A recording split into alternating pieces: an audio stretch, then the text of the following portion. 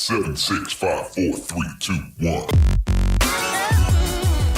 Hello, everybody, and welcome to another episode of Inside Pacer Nation. I'm Marcus Johnson, joined once again by Jordan Phillips. Who else would join me?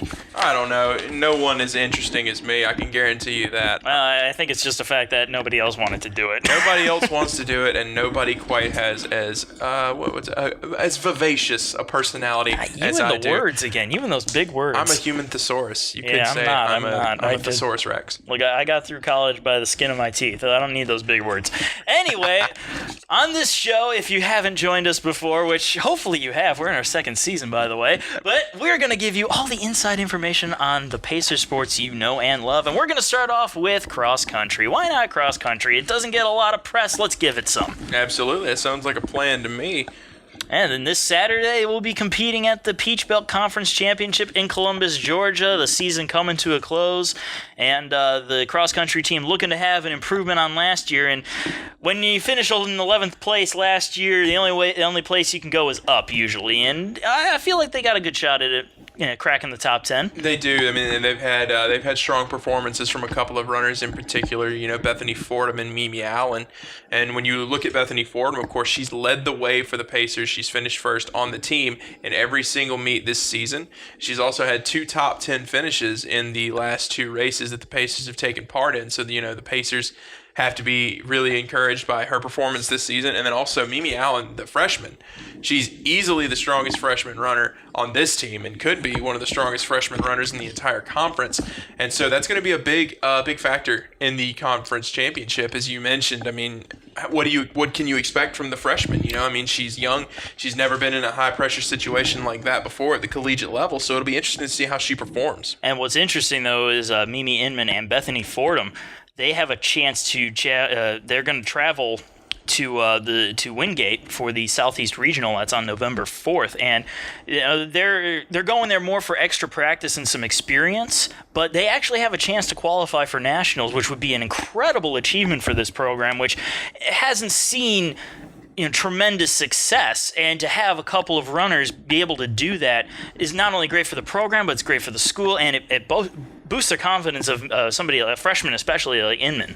Absolutely. I mean, and it's a no-risk situation almost. Obviously there's always the risk of injury or what have you. Nothing to lose, but everything to gain. Yeah. Exactly. I mean, you go in there and you expect to just get some experience, just have a good time and have some fun at the regionals, and then you find yourself in the nationals. It's an outside possibility, but it is still a possibility, and I think it's a great thing for the Pacers to be represented at the regionals by Bethany Fordham and Mimi Inman. Well, just use a quick example.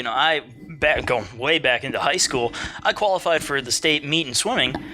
I didn't expect anything, but I was happy to be a part of it. I was happy to qualify, and I'm sure that if they then go into the regionals, they're just going to be happy to be a part of it. I mean, I can't think for them, I can't speak for them, but that's just my personal take on it. And heck, if you qualify for nationals, that's one heck of a feather to put in your cap. Oh, absolutely. And even if you don't, just being able to say that you went to the regional championship, the Southeast is a big region, and to say that you were able to qualify and attend a regional championship in the NCAA Division II is an awesome accomplishment in and of itself. But as you mentioned, to be able to get a national qualification for the Pacers, that could be extremely, extremely beneficial for their confidence going into next season.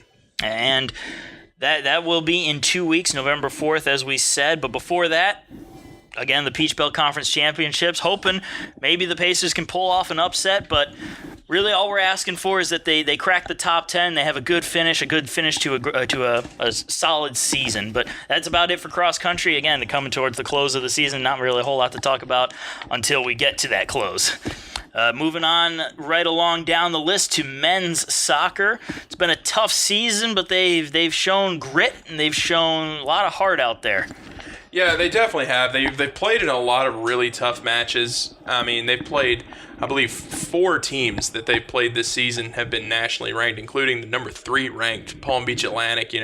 It's been a very tough season schedule-wise for them. But even in those games where they've played these just powerhouses of in national contention, they've played well. They've always played well against these teams, and I think it's a big thing for them And it's really important to have that kind of ability to play with those bigger teams. And if you know you can play that well against a bigger team, then you know you can play that well against anybody. And the Pacers are actually in a decent position when it comes to the Peach Belt standings. The tournament for the Peach Belt Conference will take the top 6 teams in the conference, and the Pacers are 5th right now, so they're in a good spot.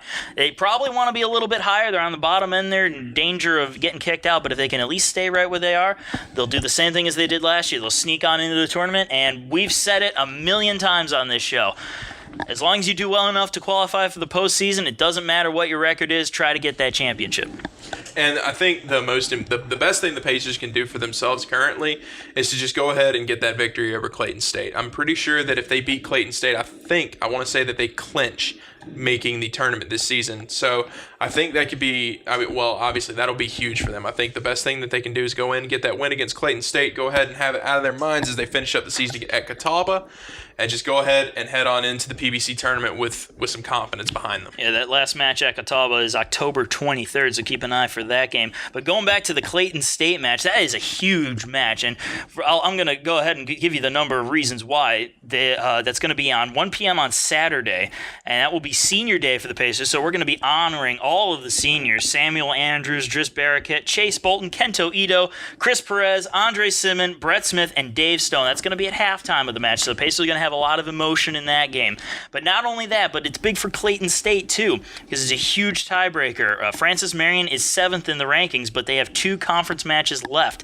Clayton State has 3 league matches left, and they are currently 1-2 in the PBC. So huge match coming up for everybody involved. So look for some great quality play if you come out to the game or if you watch it, obviously on PacerAthletics.com or a YouTube channel, Facebook. We stream it live, and usually you or I will be covering it. So be sure to keep an eye on that game, because that is, so far, it's looking like it's going to be a great match. Yeah, it's got the potential to be a huge match. Both teams know what's on the line in a match like that. You know, if you're Clayton State, losing in that match could be a potential season-ending loss.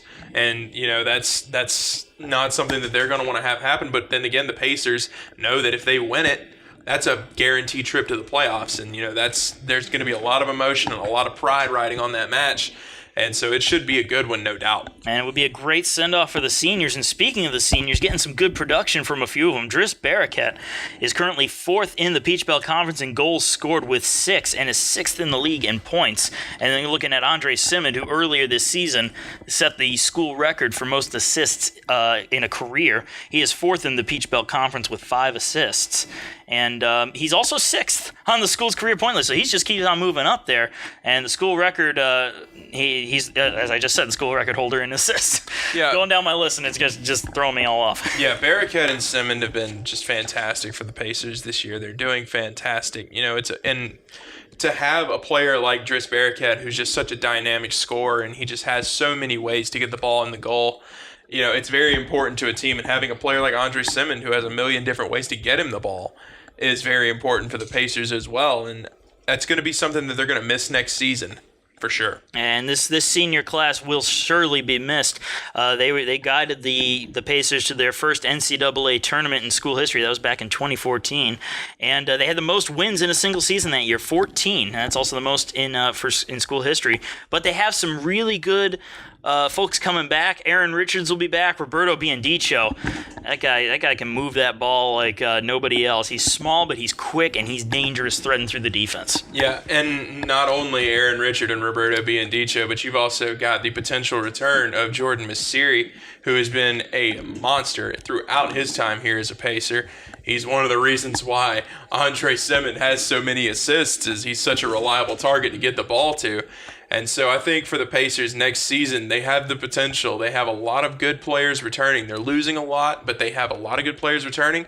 They're going to have Tarja still in the goal this next season with any luck. And, I mean, he's shown a lot of potential in this season, and I think it could be a very good season for them next season. Yeah, Pacers will be closing out the season once again in Catawba on the 23rd of October.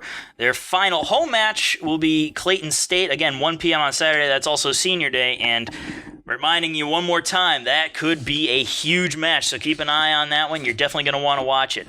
We're going to move right on along to women's soccer, who will also be having their senior day against Clayton State on the same day with Peach Belt tournament implications on the line.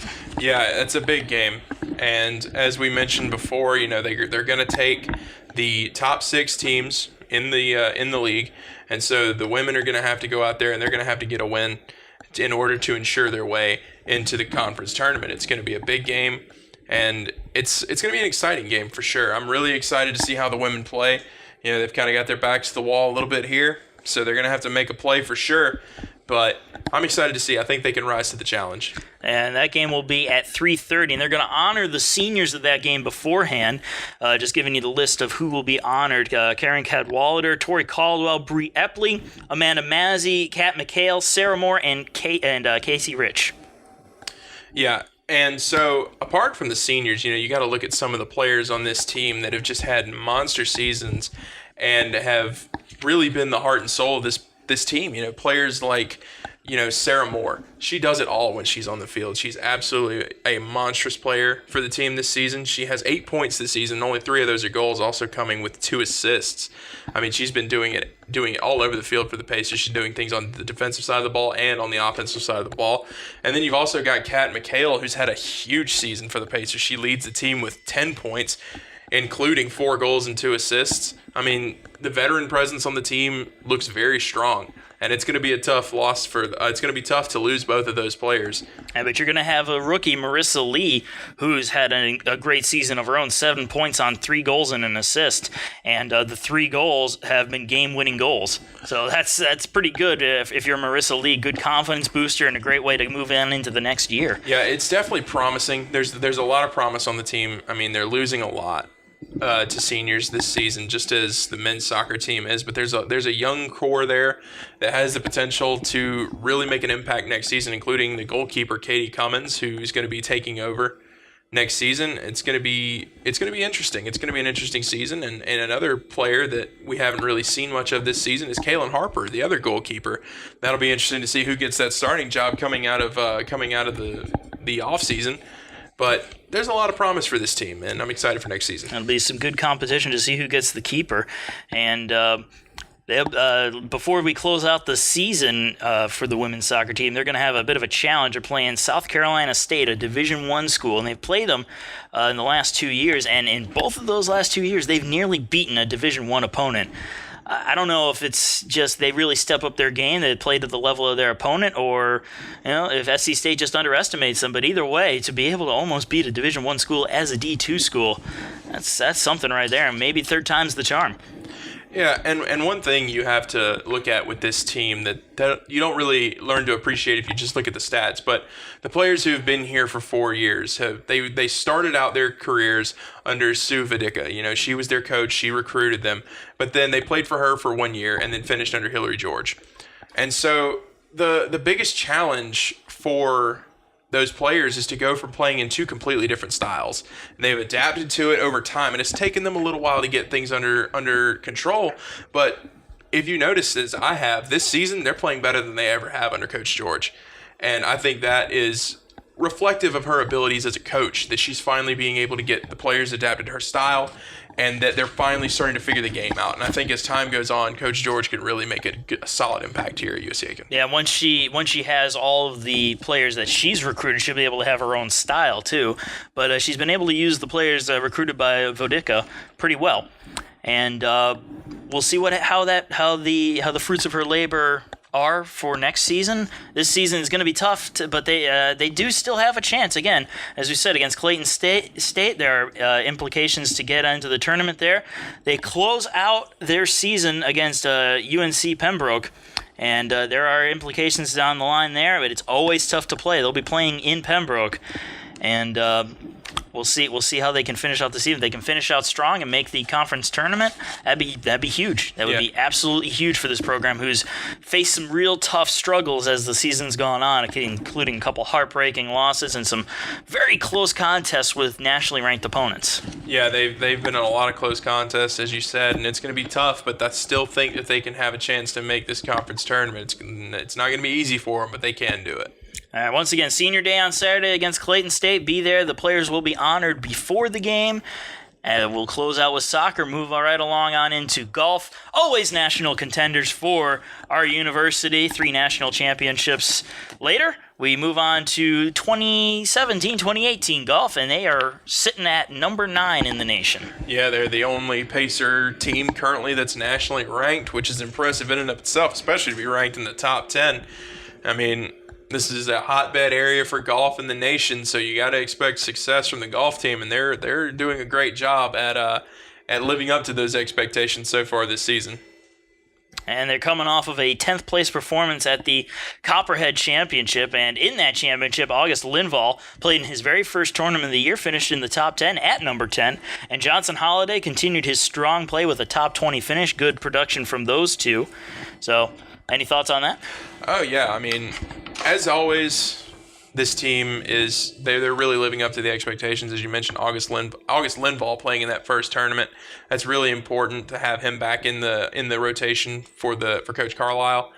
And it's going to be really interesting to see how this team does going on later as the season goes on. And you've got guys like Lindvall and Holiday who could be All-Americans after the season's over.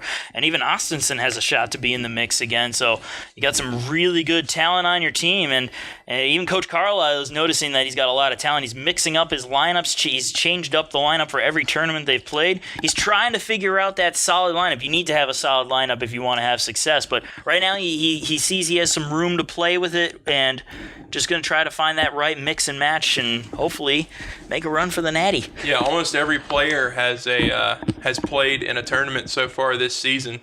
And, you've got to have that final lineup set so that you know that all your best players are playing when the spring games start, or the spring rounds start, I suppose.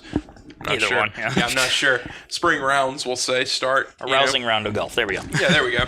And so he'll try to settle on that final lineup. And as you mentioned, Lindvall and Holiday, both with All-American potential. So you got to find a place for those guys, but also Austinson as well. I mean, it's a tough problem to have. But again, I don't think it's the worst problem in the world that you could have as a coach, is deciding which one of your potential All-Americans to put into the shuffle. That's the best problem a coach could have, and he's going to have that problem for the Camden Collegiate. That's their 4th tournament. That'll be October 21st and 22nd. After that, they got one heck of a break because they don't return to action until February 18th and 19th for the Newberry Invitational, and that'll start that real tough stretch of the spring season. Well, at the point it's winter, but you get the semesters. It's weird. Fall, spring. I've been out of college for too long.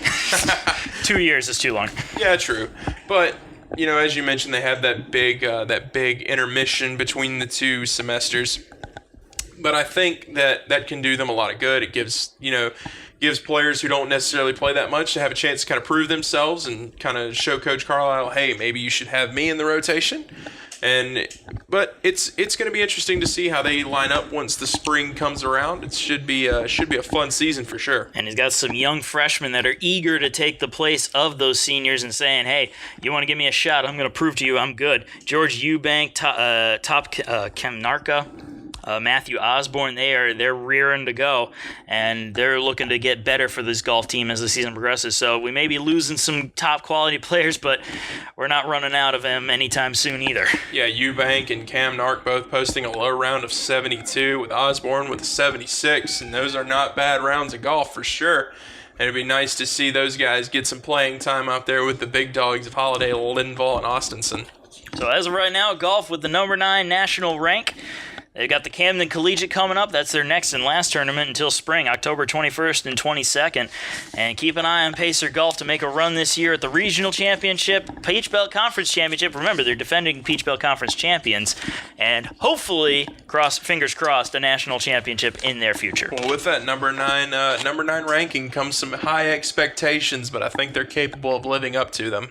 And speaking of high expectations, we move on to our next team, which we let's be honest, we have very high expectations for this team, and I hope they meet them all. The volleyball team.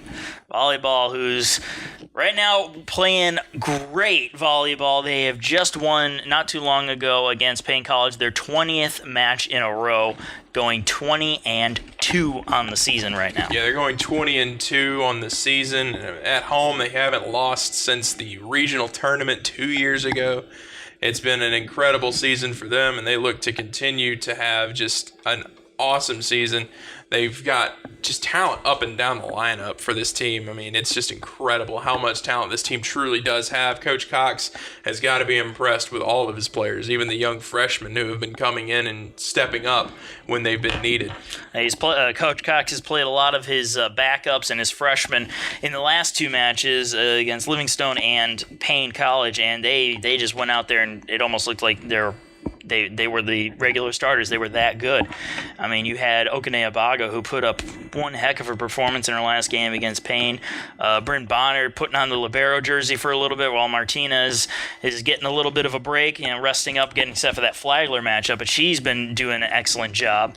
Yeah, even Brittany French coming in for her first matches, and her very first match, her very first serve was a kill. Was an ace. Her very first attack was a kill. That's true. That's a great way to start off a career. And not only that, but also in the libero position, Natalie Peralt, she came in that Livingstone game and played in that one. I mean, she's been impressive everywhere they put her this season. I mean, Coach Cox has got a lot of depth on his team. He's got a lot of options, and that's got to be a good feeling for him to know that no matter who you go with, you're getting a quality player. And again, we've been saying it throughout the season, they're only going to get better. Next year, they're going to have some new recruits coming in. They've already got a redshirt freshman that's just outstanding. Their current freshman right now, Allie Smith, is fighting with senior Julia Forrester for the top spot in kills on this season.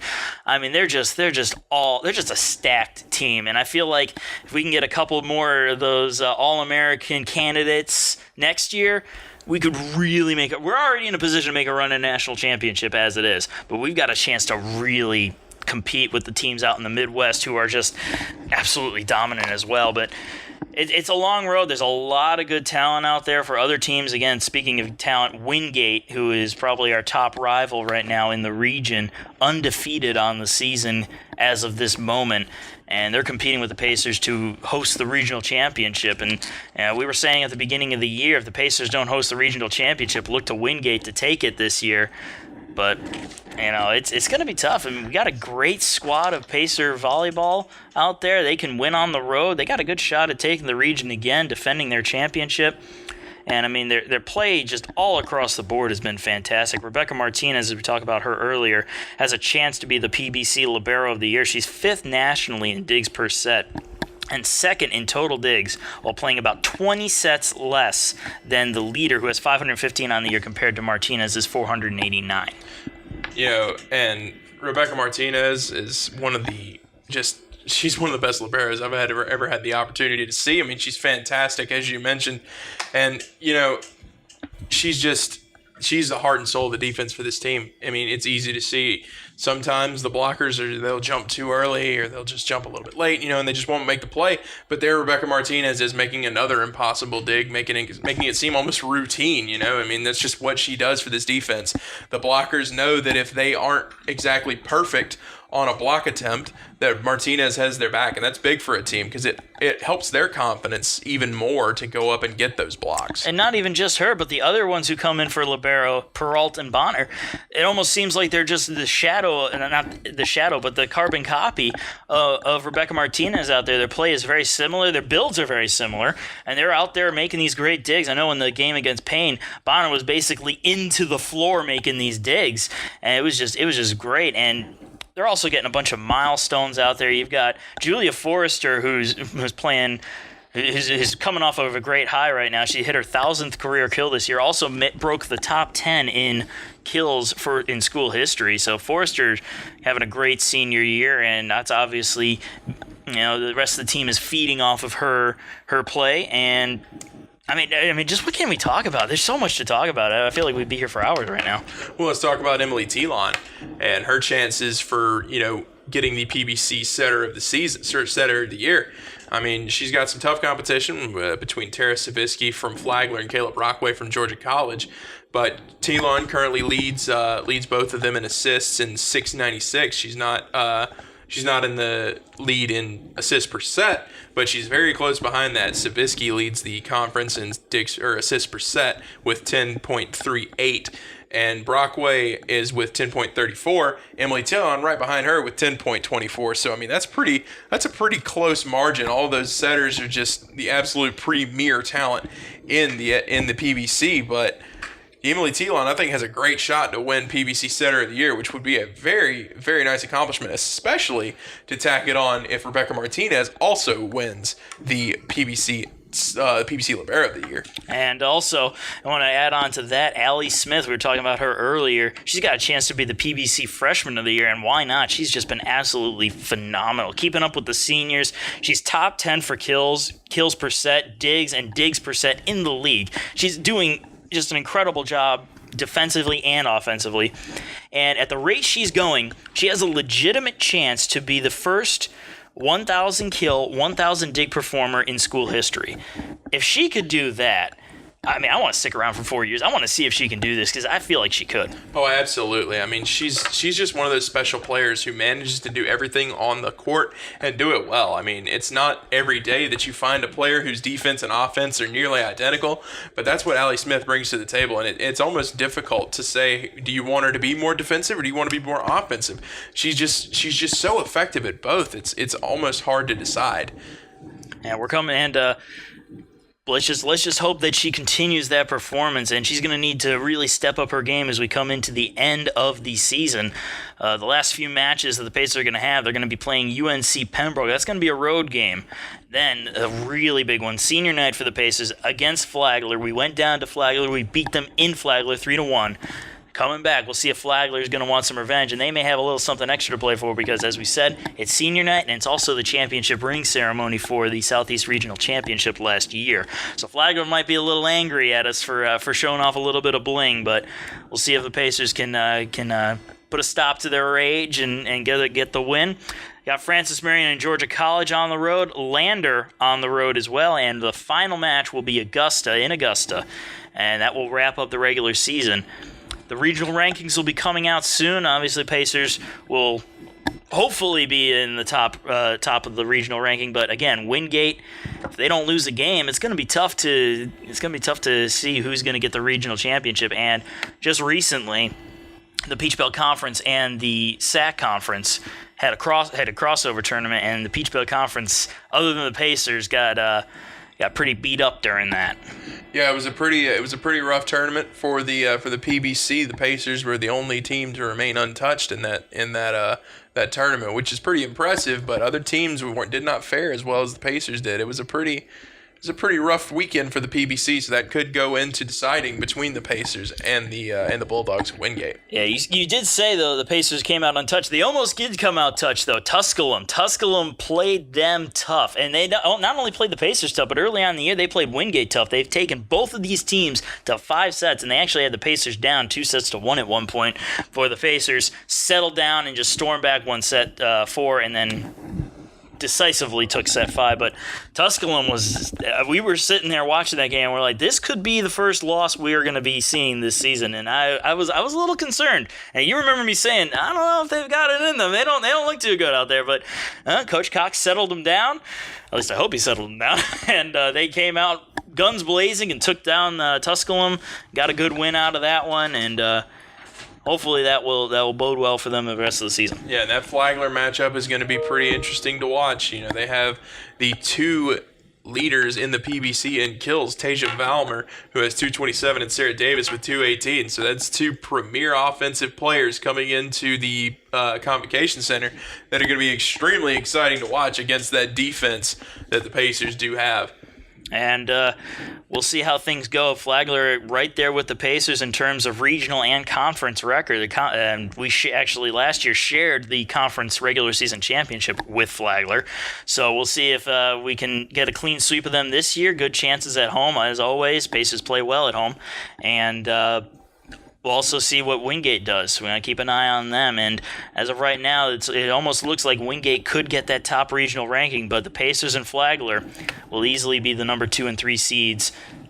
All 3 of these teams will be the top 3. I mean, I feel pretty safe saying that. Yeah, it's hard to disagree with you on that one, but I mean, it's going to be a fun end of the season for the volleyball team. They've got a lot of good competition coming up, even against teams like Georgia College and Augusta, that these games are going to be on the road.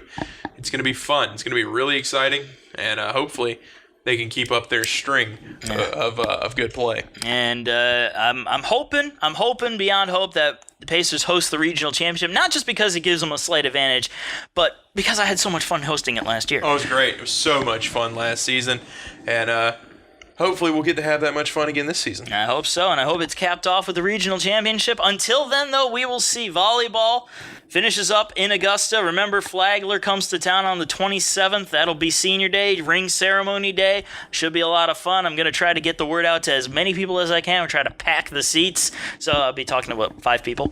Oh, something like that. I'll put a social media bulletin out. We'll see if we can get a pretty raucous crowd up for that game. Yeah, but everybody listening to this podcast, please come out to that game. We want to really pack the seats. It's going to be a blast. You're going to have 2 of the top teams, national caliber teams, playing each other, trying to get that regional championship, trying to get that Peach Belt championship. We'll see what happens on the 27th. But until then, we're going to go ahead and start closing things out with men and women's basketball. Just had Pacer Madness just a couple nights ago. Introduced the teams, had a little fun, played some games. Battle for the Paddle was introduced and everything like that. And we'll just go ahead and do some quick predictions on the season, see what we can expect. Start off with women's. Well, the women's team is introducing a lot of new faces. Only a handful of returners. I believe 3 or 4 are returning for the women's team this season. So there's not a lot of real clear-cut expectations for them. I mean, it's kind of one of those things you're going to have to wait and see. But with the little bit of information we do have, Coach Mark Miller has said that he thinks this is the fastest team he's ever had, and that's exciting. Speed is a big factor in basketball. If they got that speed and they've got clean passing, that's going to make them a dangerous team, and they could make a run for the Peach Belt Conference. Absolutely. I mean, we're used to having good basketball. Why not get right back into it? But yeah, women's team, we don't know enough right now to really make any solid predictions. Men's, however, we have a little bit more of a clearer picture on them. A lot of returners and a lot of guys and a few guys coming in that should be top quality players. Oh yeah, we do indeed. I mean, it's going to be incredibly fun to watch the men's team. You've got a player like Rob Hill, and if you're not familiar with Rob Hill, you better get that way quick, or he'll make you familiar with him. He'll have to make you familiar with him. He's just a monster on the defensive side of things, and he's also good for about 8 to 10, 12 points a game himself. I mean, he's a big force on the rebounds for the Pacers. And so he's going to make a lot of people. He's going to put a lot of people on notice this season. But you've also got players like Nad Milenkovic, who's going to be providing a nice spark off the bench like he was last season. He's got a really good 3-point stroke. It'll be fun to see him this year.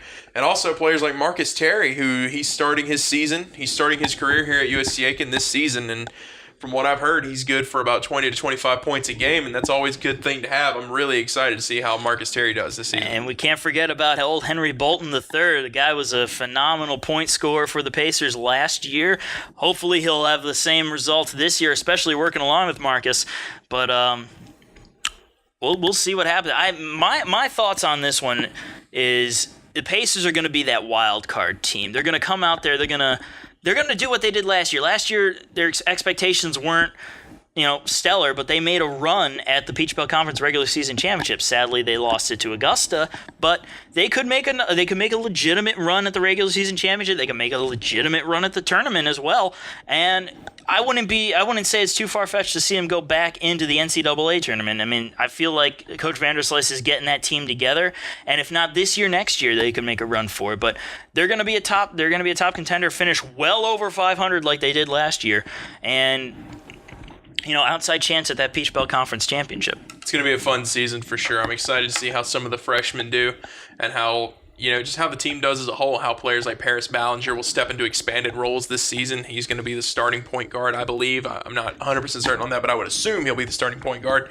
It'd be really interesting to see how players like Paris Ballinger step up and embrace their expanded roles in the offense this season. Well, that about wraps things up for us here.